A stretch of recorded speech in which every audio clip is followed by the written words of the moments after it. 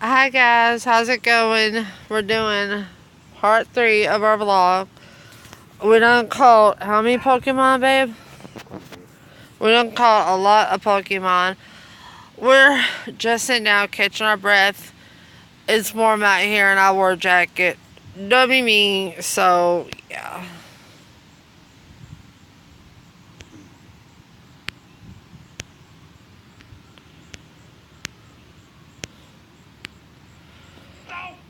Alright, let's see if y'all will be able to talk to me. Like I said, we're just taking a break. Baby, say hi. What's up? I said, we're just taking a break right now. Sitting down. Catching our breath. Hope some will join us. We are in downtown Henderson, Kentucky at the Ohio River. And I will show y'all around my beautiful, beautiful town. So let's do it. Alright, so this is part of the Ohio River that runs through Kentucky, Indiana, of course, Ohio. There's a map up here and I'll show you where it runs. Let me see. Hang on, everybody. I'm trying to... Alright, so like I said, this is part of the Ohio River. There's a train that's down there. I'm sorry y'all can't see it that well, but yeah, it's down there. And are we about to take off of? Yeah. Alright guys, we're gonna have to, hurry, do this tour fast because it's getting dark out here and we at least want to show y'all where we live. This looks wow. Alright, love, can you hold this so I can read this to them, please?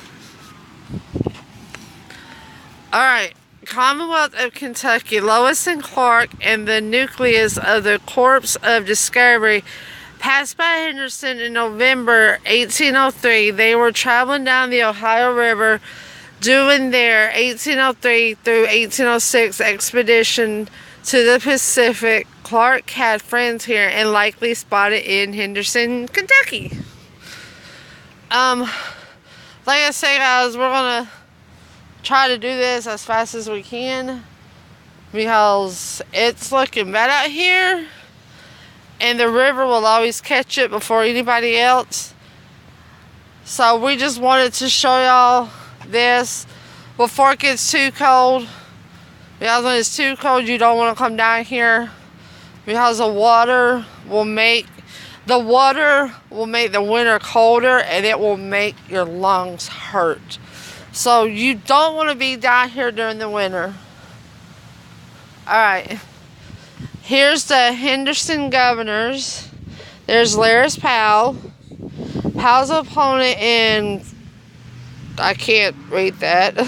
Race was his former law partner.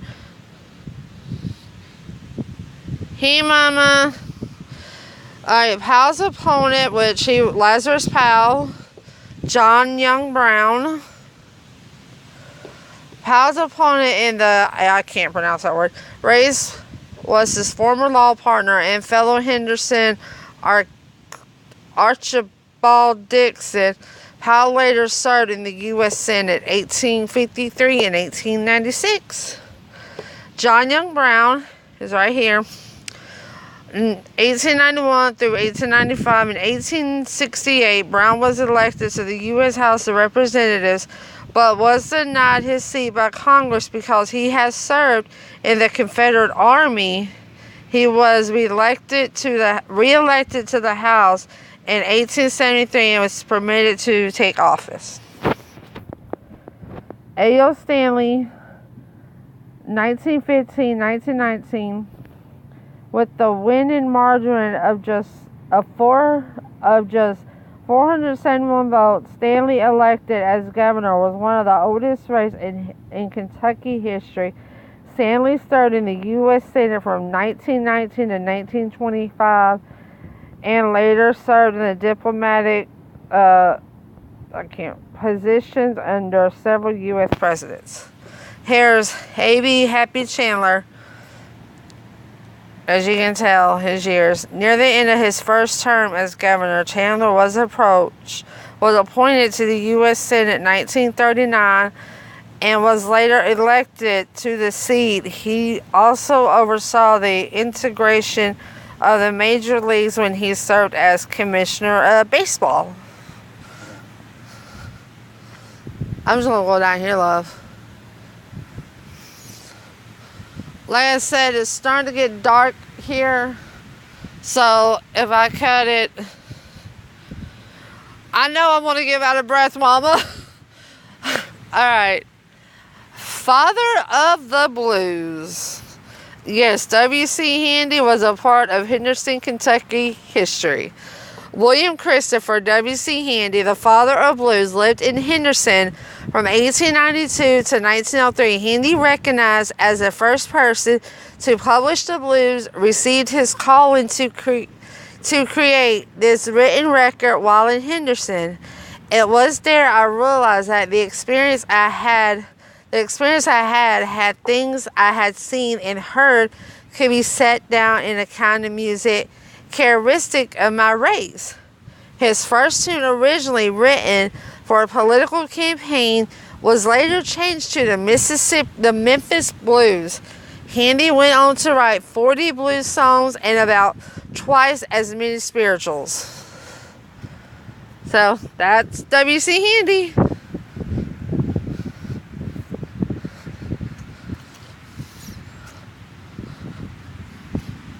Like I said, I just wanted to share with y'all where I live.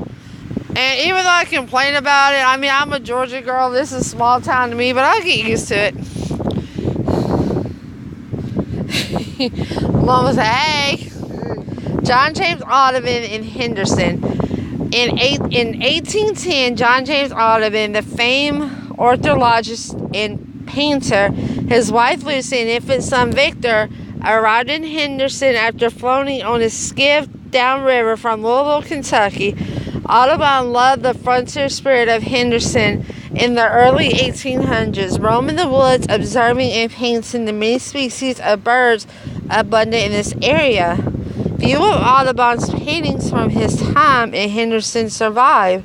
Every year on his birthday, he would edit his work and destroy all the ones not up to his current standards.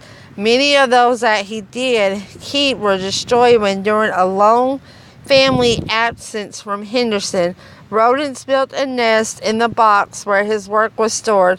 Audubon later cited this event forced him to replace the works with ones utilizing a much better technique. 2 of Audubon's 4 children were born here, and baby Lucy is buried in Henderson. The Audubons left Henderson in 1819 when he began work on his publication of The Birds of America.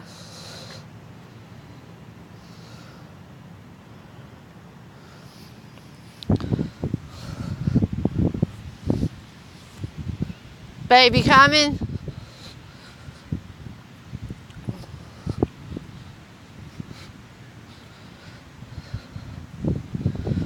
Alright. General Stovepipe Johnson.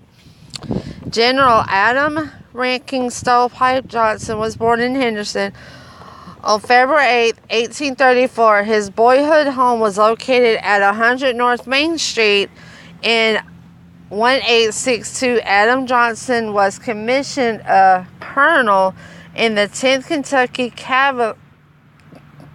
Cavalier of the Confederate Army. On June 30th, 1862, Colonel Johnson and his 2 Breckinridge Guards, Robert Martin and Amplius Owen, attacked a company of Federal soldiers who occupied a 2-story brick structure at the 1415 through 1425 North Main Street. Johnson and his men escaped unharmed. Several of the Federal soldiers were wounded in the 2-hour attack. Johnson and his Confederate army marched back into town 2 weeks later and seized the courthouse. Flying the Confederate flag over Henderson for one day, on July 1762. Shortly thereafter, Johnson successfully raided Newburgh, Indiana, where he threatened to use a cannon, actually a stovepipe lying atop wagon wheels, at the community. If the community did not surrender, Adam Rankin Johnson was promoted to something general in 1864. So we got a lot of historic things in Henderson. And I mean a lot. And of course, the steamboats.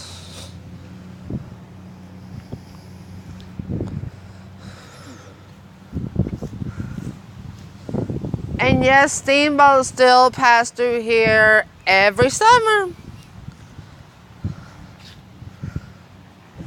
Babe, are we gonna try to hit the dock? No. Alright guys, we're not gonna hit the dock today because of the weather. And some stuff from older stuff too, historical stuff. And if you see all the locks up here, they nicknamed it the Lock Gate Bridge or something like that. What you do is you put your name, your initials, and your boyfriend or husband's initials. You lock the lock and throw the key in the river. Therefore, y'all are bounded as one. And here's Audubon Mill. John James Audubon, the frame ornithologist and painter, came to Henderson, which pretty much done read all that. And there's his will. Ain't it, love? There's the will. Yep.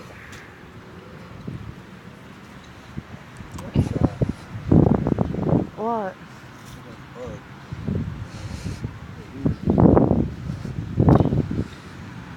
Okay, and here's where the Ohio River stretches. We're going to leave that sign on the head too far. All right. Missouri, Illinois, Indiana, Ohio, Pittsburgh, West Virginia, and Kentucky.